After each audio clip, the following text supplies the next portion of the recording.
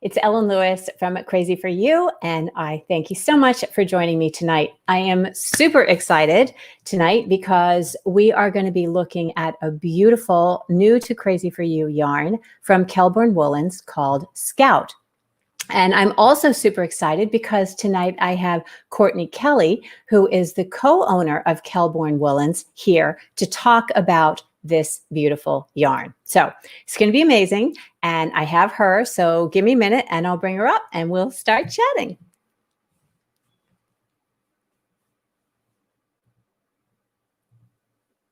Hey. Hi. So this is Courtney Kelly, and as I said, she is the co-owner of a wonderful yarn company, Kelbourne Woolens, in Philadelphia, Pennsylvania. So we are so happy that you're here, Courtney. Thank you so much for joining us. Thank you so much for having me. This is really cool. So we have some of our folks that are here at 7 o'clock. So hi, Gwen. Hi, B. Hey, Tara. It's nice to have you. Thanks for joining us. And if you do have any questions for Courtney, go ahead and drop those in the chat. She can see the questions in the chat just like I can. So she can go ahead and answer those questions for you. So, yeah, so tonight we're talking about Scout, and it's first and foremost about this beautiful yarn. So let me just show you real quick because you probably haven't been in the shop since it's been here. It just arrived last week, so super excited. Hi, Sarah. So this is Scout. It is put up in Twisted Hank, 100 grams, 274 yards, and its native gauge is 20 to 22 stitches over 4 inches on a US 5, which is 3 3/4 millimeters, and a US 7, which is a 4.5 millimeters. So that puts it kind of solidly in the DK weight gauge. So I swatched it up, and we'll talk about that as we're going along. But, oh, hey, Joe. Hey, Sarah. Hey, Danette. Thanks for coming. So anyway, this is a small company. I mean, Courtney and her partner, Kate, are it. And so they're responsible for like all of the aspects of that. And I think that's really, really cool. And about Scout, they have on their website, and I'm going to read it so I get it just right. Designed with classic knitting and crochet in mind, Scout is yarn for the sake of yarn. It is unfussy, beautiful, and high quality. I love that. Unfussy and beautiful. Yarn for the sake of yarn. So tell us, Courtney, how you came up with Scout and what yarn for the sake of yarn means to you. It's beautiful. I think with all of our yarns, you know, they all kind of have that sort of similar ethos, which is, you know, we like yarn. We're in this industry because we like to knit and we like to make things and we like natural fibers. And we just wanted to make a good, solid yarn. It wasn't too soft. It wasn't too scratchy. It wasn't too thick and it wasn't too thin. And it would just be like just perfect and beautiful colors and not horribly trendy, you know, like just something that would stand the test of time. That was what we wanted. We wanted heirloom quality, beautiful yarn, just yarn, nothing fancy, like no variegated things and no things hanging off of it and no fluff and nothing, you know, like we didn't want it to be super soft because then it would pill, and we didn't want it to be scratchy because then nobody would like it. And so we tested and we tried and we fussed and we, you know, it took a while, but I think we got it, and it is our most popular yarn. So there's something to be said for that. I think maybe we actually nailed it. I absolutely think so. So we've had a couple more folks. Hi, Amy. It's nice to see you. Terry, welcome. Jana, yes. And Peggy's from your neck of the woods. Up there, aren't you near Philadelphia, Peggy? So I think you did nail it. Just for those of you who are watching, Scout is a 2-ply, heathered, 100% not superwash wool. And I think that you really did nail it when you say it's just yarn. So it's not a chainette. It's not a blown yarn. It's not a tube yarn. It's a plied woolen spun. It's a worsted spun. Okay. So it's nice and strong, which is nice. It's nice and smooth. You know, it's not too fluffy. You're not going to get a lot of fluffiness. It's not scratchy either. And, you know, you talked about it being not variegated. So it's not variegated, but it's not boring either, you know, because it's heathered. I'm not sure everybody knows what heathered means. So why don't you tell everybody kind of about the heathering process, because it can be great and it can be not so great. This is great. It's really difficult to get it right. You know, it's basically what you're doing is you're taking wool in its natural, you know, wool state before it's spun. Like roving. And you're roving. Yeah. Top. But before that, maybe. Yeah. Wool tops. Okay. Is what they call it. And those get dyed solid colors. And then you take different percentages of whatever different colors you're using, and they get combed and blended together. So for instance, let's see if I can find a good example. I have strawberry right here. Strawberry is a good one. Hi, Evelyn. You'd be able to see super well. But for instance, this is Meadow, which is a green, but it has in it flecks of gold. Not flecks. It's not a tweed, but overall it's green. And you stand back and you're like, oh yeah, it's a beautiful sort of pale mid-tone green. It's got teal. It's got red. It has gold. It's almost like an impressionist painting. Yes. Yes. Right? It's exactly So what like, it's like. you see the water in like water lilies or whatever, but the water, stand back from the painting and it's blue. But when you're looking at, you know, a section of it, it's actually like yellow and green and pink and, you know, things like that. So it's a very painterly approach to creating and blending color that gives it a lot of depth. It's just lovely. I mean, it's not colorful in a way that's going to be at all distracting from a garment, but it's sophisticated and interesting and complex. And yeah, I love it. Heathers are my favorite. I really like it. And yeah, they're beautiful. They're fun to make. You know, you get a lot of duds. Kind of like dating. You know, but when you get it right, you know. So this one I mentioned is that the one that I'm swatching is called Strawberry, and it really is beautiful. So you get this sort of overall kind of, here, I'll show you here, kind of pinky, kind of mauve. But if you look at it close up, it has, you know, it has a little bit of orange. It has rose. It has a little bit of gray. It has a little bit of cream. And it's a really, I mean, beautiful. Not gray. It's purple. Yeah. Oh, purple. Okay. Yeah. but since it's not paint, you know, the fibers are never going to fully meld. So it doesn't ever get muddy. Do you know what I mean? I love that. And I mean, that's muddy is an interesting one because we've been working on creating a good brown, and it's hard. Yeah, especially a cool brown. Really hard because like you can have a warm brown or you can have a cool brown, and you don't want it to be too light or too dark or too red or too green, or you know. And so we just keep fussing with it, but we'll get it eventually. I'm sure you will. I'm sure you will. So I love, I didn't pull the entire palette. I pulled a few of the ones that I was able to fit into the basket. And when the basket was full, I stopped. But look at this palette.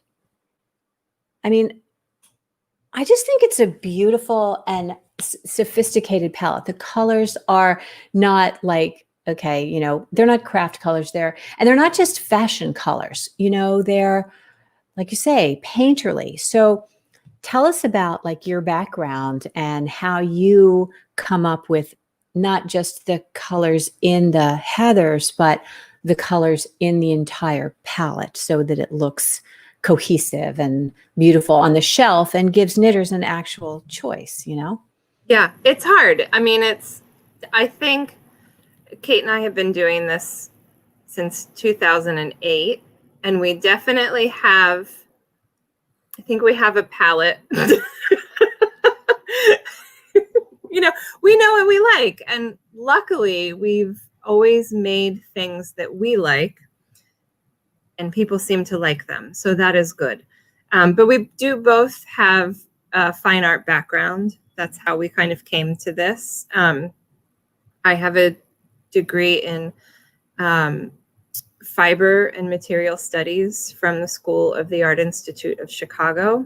And Kate has a degree in, I think also fiber from Skidmore, and then did a master's program at Philadelphia College of Textile in weaving, actually.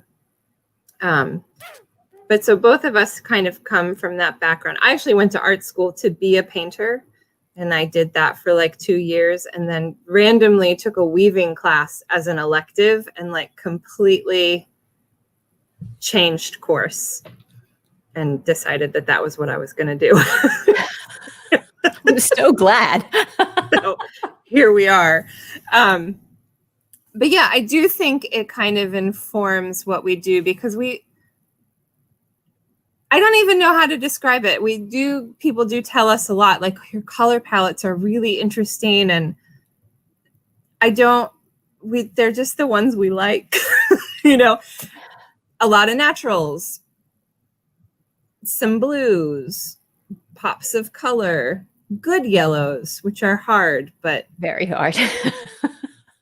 But we like to think we'd use good ones. This is beautiful. I mean, this isn't really yellow. It's called sunflower, I think it is. Yeah, this is a beautiful color.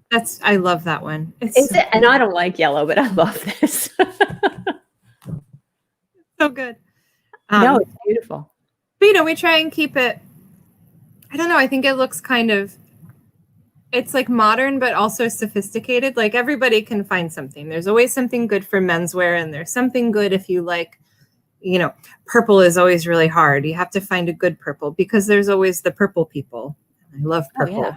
But the purples that I love are like the purples that, like, you can't tell if it's gray or brown or purple. I don't know what you call that. But muted. Dusty. I love weird colors that aren't colors, that you can't like quite put your finger on, whether it's green or blue, or gray or purple, or that's where I'm happiest. I love strawberry, by the way, because it's like color. It's not pink, it's not orange, it's pretty. It's this other color that's completely beautiful. Yeah. So I think that those kind of in-between colors are your really more sophisticated colors, because they are blends, and you have to kind of have a good eye to be able to discern, is that, this or that, or, we had a great class in the shop with, oh my God, her name is completely, anyway, if you took the class, anyway, she's like an expert on color theory, Carrie Patterson. She did one of the master classes, the great, on color theory. And it was so interesting because she talked about those kind of glue colors. People love, this, and they love this, but you've got to have that glue color between them or they don't go. Do you know what I mean? So those sophisticated colors that you have, and the heathers do such a nice job of blending together. I mean, it's beautiful. I think Risa made a comment here. She loves heathers. Didn't know what they were called. Yeah. They're also in the industry, they're referred to as mélange. Oh. Mélange. Okay. We call them heathers, but if Right. you were anywhere else in the world, probably. Hey, Eveline. Hi, Mary. Hey, Becky. And hi, Risa. Thank you guys for coming tonight. So yeah, I think, so do you want to just talk real quickly, like about the difference? I try to explain this to folks, the difference between, say, a heather, a marl, a variegated, and a solid.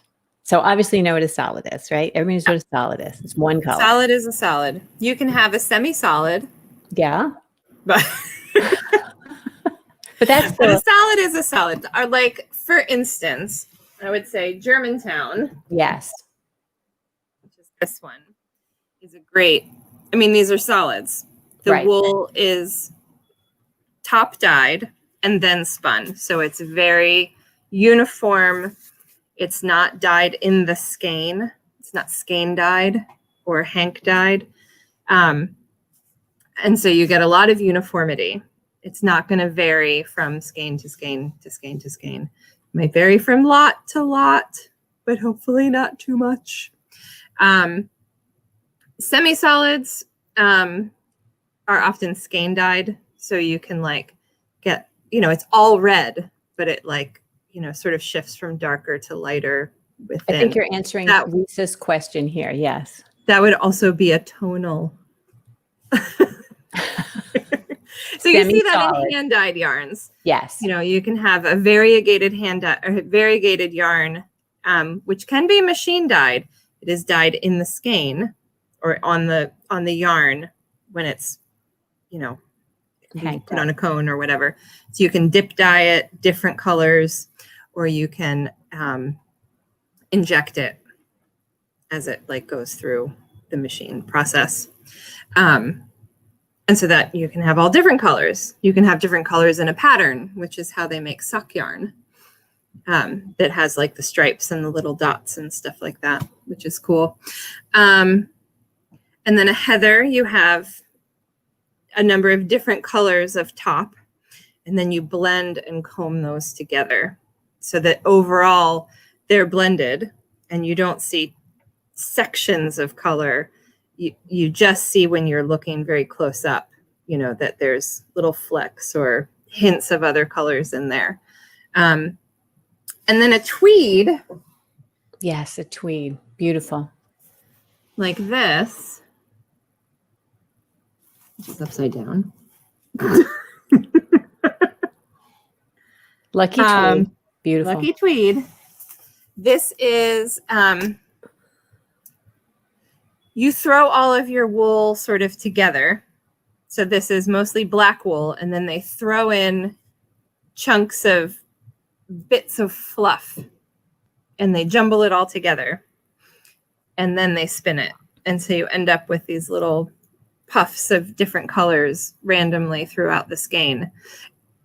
And it is also very fun to make because you get to pick all the different little bits of fluff. Do they use those? I have heard somewhere, and correct me if I'm wrong, that those little bits are like leftovers from the spinning process. Is that? That is absolutely true. Yeah. But you get to pick. They'll pick them up from spinning or combing or whatever process, and then dye the bits. Oh. Different colors. Okay. Cool. So when we design the tweed colors, it's really fun because we have all these boxes of little nubs of color, and you can you throw them on your little comb, and you kind of, put more pink in there. You kind of swatch them before they're spun. Yeah. Yeah. I love that. That's you so cool. weigh, it's like if you're cooking, right? Or you're creating a recipe, you would weigh all of your ingredients. So you have 40% black, and then 10%, this number green, and, X% of this number green. And then it's cool. That's so cool. That really is. I had no idea. That is great. And the tweeds are made in Ireland. We're not going to talk too much about that, but well, I wanted to tell you guys that, we're doing the hat club. The February hat club uses the Germantown, which is a solid, and the March hat club uses the Lucky Tweed. So, fun. Just a little, just a little, Excellent. yeah. So that's a little bit of everything. Yeah, we have a lot of it tossed in. So, no, that's cool. I think I got them all right. Variegated, hand dyed. Yeah, Heathered solids. I think so. Trying to think. There isn't really marl. So a marl. Oh, a marl. So a marl, of which we have some. These are fun.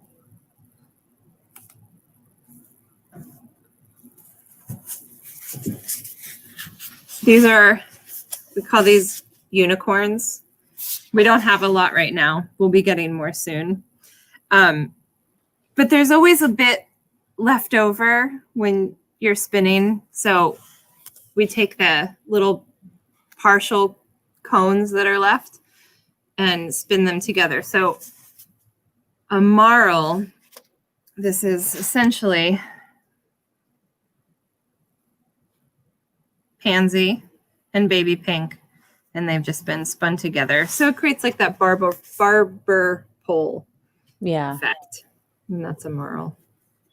So they join them in the ply. Yes. Yeah. Cool. And you definitely see that. I mean, if you ever remember that, like the Land's End or the LL Bean rag sweater, it's your classic, marl garment, right? Yes. Yeah.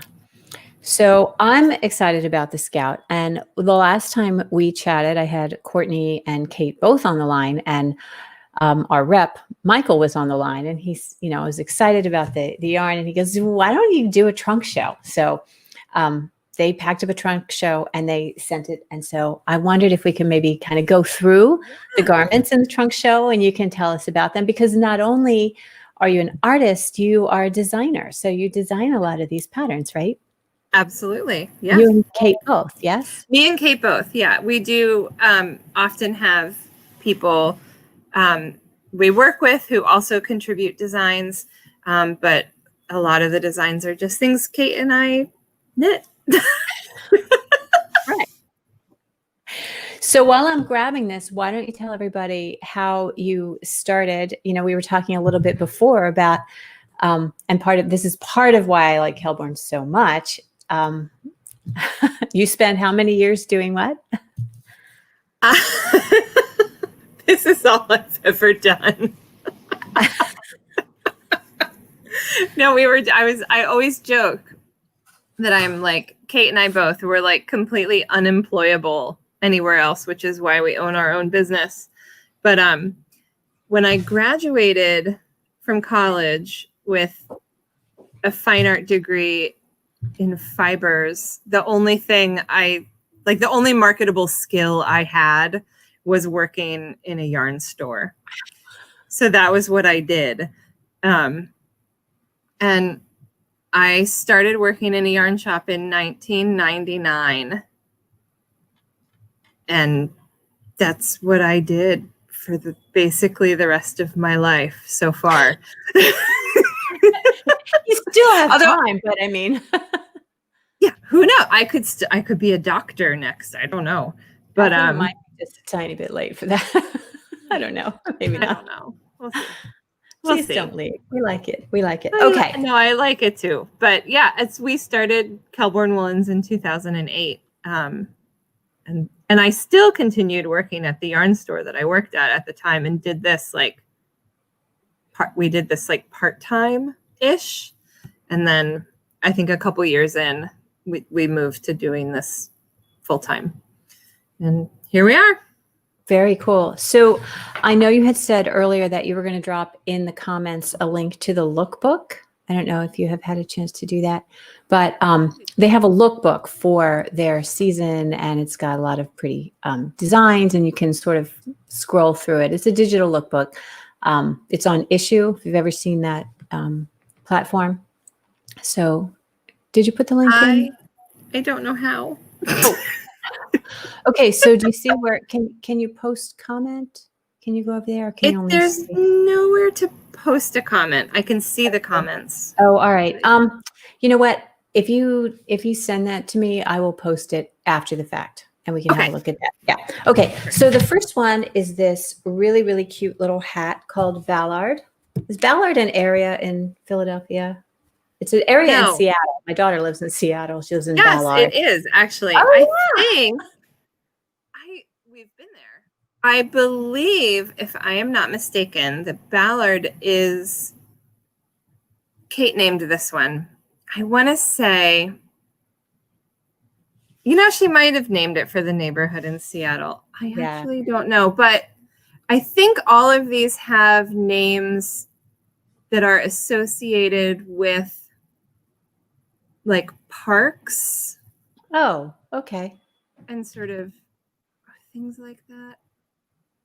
So there's like Mount Rainier. There's Rainier. Oh, there's always some kind of naming convention that we use, but cool. So this is Ballard. And like I said, my daughter lives in the Ballard neighborhood in Seattle. If you ever go there, there's a really cute little yarn store called the Tea Cozy. That is a very cute yarn store. Have you been there? I have been there. It's very cute. She's a real sweetheart. So so this is stranded. Mm-hmm. Isn't that cute? That is navy and natural. So these are all on Ravelry, right? They are all on Ravelry. They're all also on our website. And it's just one skein of each. Obviously, it's a hat. It has a folded brim, I believe, which I know Kate loves. This one I'm not seeing a folded brim. This no, it's not. Yeah. She loves a folded brim. Did she design this one? Yeah, this is one of Kate's patterns. Yeah. So this is really cute. And it's got like a little, it feels like a sheared rabbit. It might not be a real, but it does feel like a real fur pom. I think it is a faux fur pom-pom. Not a big hat girl, but not tonight anyway. I have to be pretty cold. Anyway, I've gotten into hats lately. I mean, I love knitting hats. I don't wear hats. Right. I have too much hair, but I can wear a tam. I don't really do like a beanie so much, but I love knitting hats. Yes. And my kids have a lot of hats. Yeah. Knitting hats is great because they're easier than socks. It's a great way to play with stitch patterns because you never have to, you're working in the round. So, you never have to readjust your lace pattern. So here's the next one. This one is called Portage. This is adorable. Cable. This has a folded brim. I think it has a folded brim. And does it have an end that isn't woven in? I think I see it. Come on. No. That is like the most us thing ever. Like, I know it's totally finished. Just stick the end inside the hat. Get it on the model. Right. I may weave that in for you as a little present from me to you. I'm going to put this on. See, I have to put my hair in front, and then I don't look like I'm bald. There. I will say it's a little slouchy, which is nice. You could put a big giant pom-pom on that. That would be really cute. Yes, it would be very cute with a pom-pom. I like a hat, and I think Kate is the same way. Like, I don't want one of these little tight beanies that like doesn't cover your ears and doesn't like function like a hat. I want a hat with substance. Yes. Toothy hat. Yeah. Like I want it to do what it's supposed to do. I think that's so indicative like of you guys' aesthetic. It's not unnecessarily fiddly or fussy. It's just straightforward. And I love that. I love that so much. I mean, I think that is very much what we like strive to do. It's that, I mean, again, I think this comes from having like an art and like design background where you're like, well, I want to make something that's beautiful. Duh. But also if it doesn't work, then it isn't beautiful. Like, then it won't be beautiful, right? It has to, right. It has to kind of have everything like form and function and beauty and all the stuff. And I mean, it's just a hat, but like there are hats that aren't good. Tell me about it. I've knit some of them, like Yes. designed and knit some of them, and been like, Haven't this we is all? not a good hat. What was I thinking? Happens. That's very, very cool. So B just paid you a nice compliment. Oh. So yes, she does have a great laugh. Okay, so this is really cute too. So talk about this, because this is like all the cables. Okay, this is a mini skirt for somebody very tiny. This would be a really cute on one of those little tiny women, you know the Yeah. ones. There's to somebody else. Somebody other than us. Yeah. But look at this. Teenager, perhaps. Look at Yeah, lots of cables, Oh, lots it's of fabulous. body, lots of, This one is called compass. So cute. Was this knitted in the round, or is this? It is. Yeah. Yeah. It's knit in the round. You've got a honeycomb pattern. Right. You've And a got honeycomb a nice here. Celtic panel and some simple, nice crosses. So this is a good one if you're, I'm not going to say like new to cables, but if you want some good practice without too much fuss, this will give you that, like, you're keeping track of multiple patterns at once. Things are happening on different rows. And you can kind of acclimate yourself to like getting used to that rhythm. We do not so much these days, but we used to travel and teach quite a bit too. And so this is one of those patterns that I think is a really good teaching tool. If you're having a cable class that's going to be kind of a multi-week thing, you can kind of work through this and, end up ready to tackle like a sweater, right? And that way you're not having to like pay attention to your cables, pay attention to shaping all at the same time, get your bearings a bit. But again, it's a cowl. And the thing that I like about it is it's deep and the cables make the fabric really, really thick. So this isn't like a decorative necklace of a cowl. This is like you're going outside because it's very cold. Cowl. Oh, I like that. Right. I get it. So very, very cute. And I think too, the fact that it's this such a traditional, I mean, that's a very traditional pattern structure for a an Aran sweater, but it's in purple, and it's a cowl. I mean, it's just sort of, it makes it a little modern, it's got a little twist, which is something that I love, classics with a twist. Yeah. So I think that's beautiful. Beg your pardon? Keep it interesting. Yeah. I have this for, took a picture of it on our mannequin. So I'll have that on Instagram coming up here in the future. Now, any of you who were with me, however many years ago, that we did something similar to this, this is a gorgeous, gorgeous sweater. I'm going to tell you the name of it because once I hold it up, I won't be able to see it. Sawyer. This is a beautiful drop shoulder turtleneck sweater. Can you see this? Actually, what I'm wearing right now in you are? mulberry. Oh, look how good that is. Oh, that's beautiful on you. Do you love it? I love it. It's one of my favorites. Yeah, this is really nice and it feels really good. It's got just enough body. And look how, we talk about the whole drop shoulder thing and how oversized it is. This is a huge, huge sweater and just fabulous to wear. And it's got shoulder shaping, so it's not going to be, bunchy. It's going to be comfortable. And then, I love turtlenecks. Very drapey. You could do a turtleneck. You could do a crew neck if you wanted. Obviously, that's a really easy kind of adjustment to make. But yeah, I designed Stone Point years ago, the poncho, and I got multiple emails from people that wanted to make it into a sweater and wanted to know how. And I was like, oh, just sew it up and put some sleeves on it. Like, why are you asking me that? And then Kate was like, no, you have to actually tell them what to do. Yeah. And I was like, yeah, I guess that's fair. So this was my opportunity. And I thought since the Stone Point poncho is done in kind of a summery yarn, to do it in a sweater, obviously using something of a similar weight, but that was a little more wintry. Being 100% wool, the Scout was an obvious choice, and I love it. It's great. You still could do the poncho in this without the sleeve, just as a layer, you know. Absolutely. A layer. I think that would be great. Absolutely. Yeah, I think that's beautiful. This is a seamed garment, yes?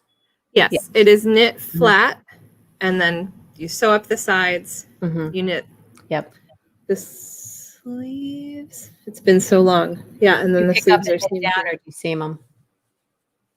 I don't remember.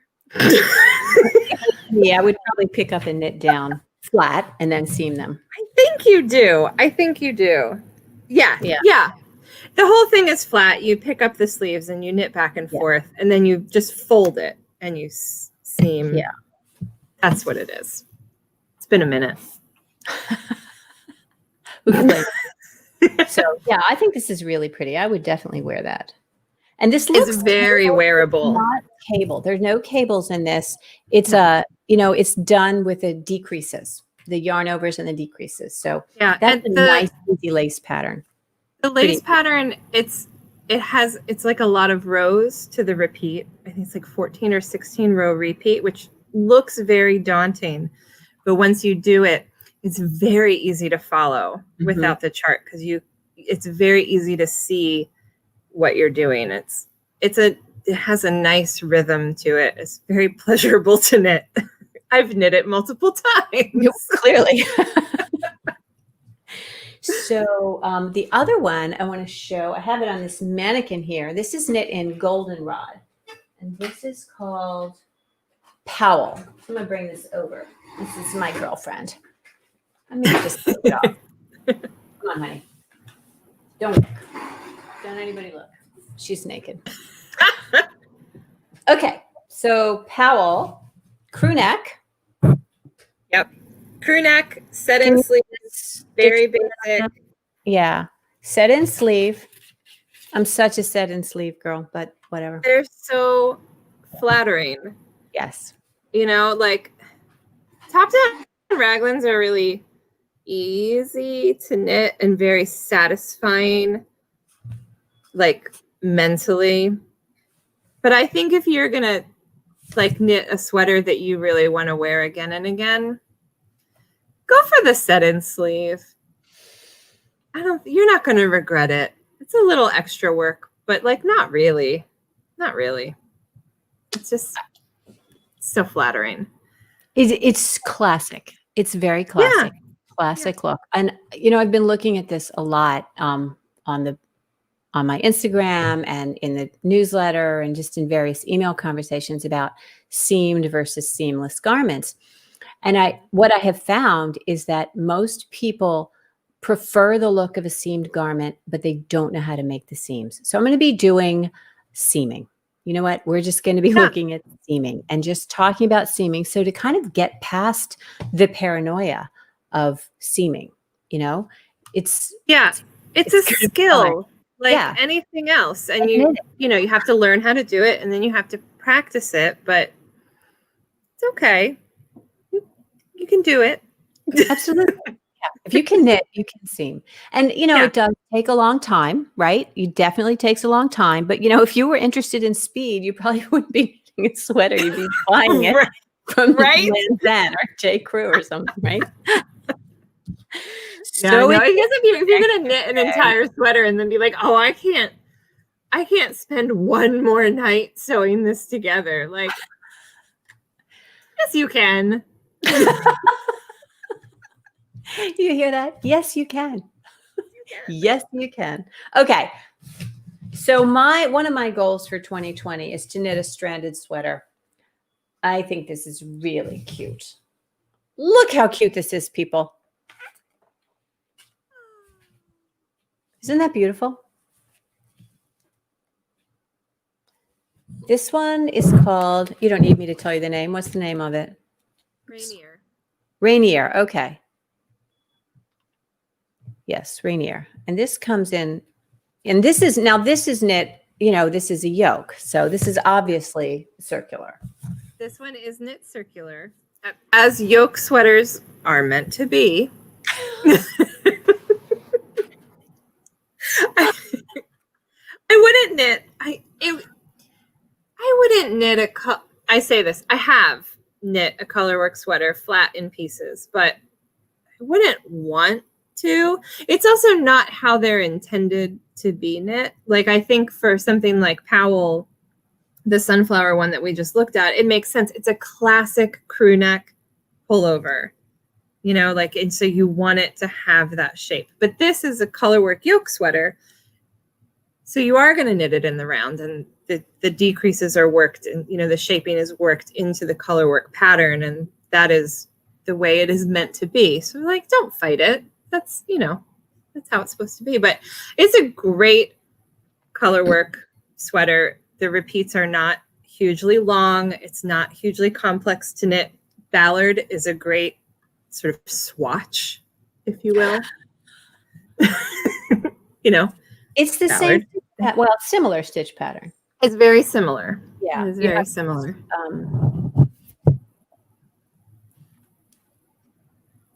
It's a set. There is a method to our madness sometimes. So cute. So cute. So you can see why I totally fell in love with Kelbourne Woolens. I'd carried before on and off. And I mean, this year you guys just really, really struck it. And I'm so excited. As I said, I brought in like all the yarn. I just couldn't help myself, you know? So, yeah. So actually next week we have your partner in crime, Kate, going to be on, and she's going to be talking about like the whole line, you know, and all the different yarns. So I'm excited. You're going to be hearing a lot about Kelbourne Woolens from me. It's kind of our new basic. Do you know what I mean? Which I think is what you intended, right? Absolutely. This was we started our own yarn line like fairly recently. So our very first Kelbourne Woolens branded yarn came out in 2017. And when we were doing all this sort of work to, like, you know, what kind of yarn do we want to make? What are we doing? We just wanted to make, like we said, yarn for the sake of yarn, nothing fussy. We wanted good, solid basics that weren't cheap, but like also weren't extravagant. Like, we just, like, we're both like moms. I drive a minivan. Like, I wanted yarn that I would walk into a yarn store and be like, yeah, I'm going to make a sweater out of that. Like, it's not going to break the bank, but it's still a beautiful, thoughtful, natural product, you know? And so that's our heart. I love that. I mean, that resonates with me so much. And I think with a lot of our customers, it does as well, because, you know, not everything needs to be cashmere, you know, not everything has to be whatever different. It just needs to be solid, straight up yarn. Yeah. I remember you don't have to be all things to all people, right? So it's sort of that thing, you know, you see things that are very popular and trendy and you think like, oh, I want to do that. And you're like, they're doing that. That's fine. Yeah. I don't need to do that. No, you guys definitely know where you are. I mean, and I love that. Like I said, it really, the company, the ethos, the two of you just really resonate with me. And I'm really excited to have the yarn in the shop, especially, you know, this week, this Scout. I got to tell you, people, it is wonderful to knit with. I did this little swatch. Like I said, the native gauge was 22 to 20 on a 20 to 22 on a 5 to a 7. I started it on a much smaller needle. I knit it and I got 6 stitches to the inch, which is 24. And then I went up to 22 and I really like it. It's so lovely. It's a beautiful fabric. It's soft, but like I said, you know, I'm always saying softness and durability are two ends of the spectrum. So I think this one has a really nice spot in the middle It's a great sweater yarn. It's a great accessory yarn. The feel of it is, you know, it feels like you're working with wool. But not like, ew, I'm allergic to wool kind of wool. Yeah, it's not a farm yarn. No. I love a good farm yarn, but like this is nice. Like I'm just wearing a t-shirt under this. It's like perfectly comfortable. No, I get it. It's so beautiful. soft. It's beautiful. I'm excited to get, you know, all the colors. So this is going to be a beautiful, nice basic when you come and you just want a basic yarn. It is not a superwash. So you want to get yourself, I have Eucalyptus, just placed a huge order for Eucalyptus in the shop. So it's super easy to wash a non-superwash sweater. You're going to soak it in the Eucalyptus. You're going to put it in your front loader on drain and spin. You're going to spin it till it's dry, and then you're going to lay it on a towel on, you know, or on, you know, we do have the sweater care kits where you can open it up. It's like a vented thing, but just lay it out. And because when it comes out of the drain and spin, it's practically dry anyway, right? Mm-hmm. So this is a beautiful yarn. I think you're going to really like it. So if you happen to be local, I do have the trunk show. I'll be taking this back to the shop and you can see it, touch it, try on all the garments, and yeah. So was there anything else that anybody had a question? Was there anything you wanted to add, Courtney, that I missed? I'm just going to scroll through the comments really quick. I think we got everybody, but I don't know. I'm just really happy that you have the yarn. I hope that people love it as much as we love it. It's our baby. It's our first baby. Is this your first yarn? Actually, Andorra was our first yarn. This is our second yarn. Very nice. Very nice. So when things are back to normal and we're doing retreats, I have already planned a trip up to Kelbourne Woolens. So that's where we'll be going for our next retreat. So that'll be super exciting. Yes, it probably won't be this year, but probably 2020. Maybe next year. Maybe next year. So we'll just see how it goes. Anyway, thank you so much for joining us, Courtney. It was a delight. Thank you. Are a pleasure. Oh my goodness. Just love having you. And I can't wait to talk to you again soon. So thank you so much. Yeah. And thank you. Lovely. Did you have fun? Yeah, this is awesome. Good. They're supposed to be fun.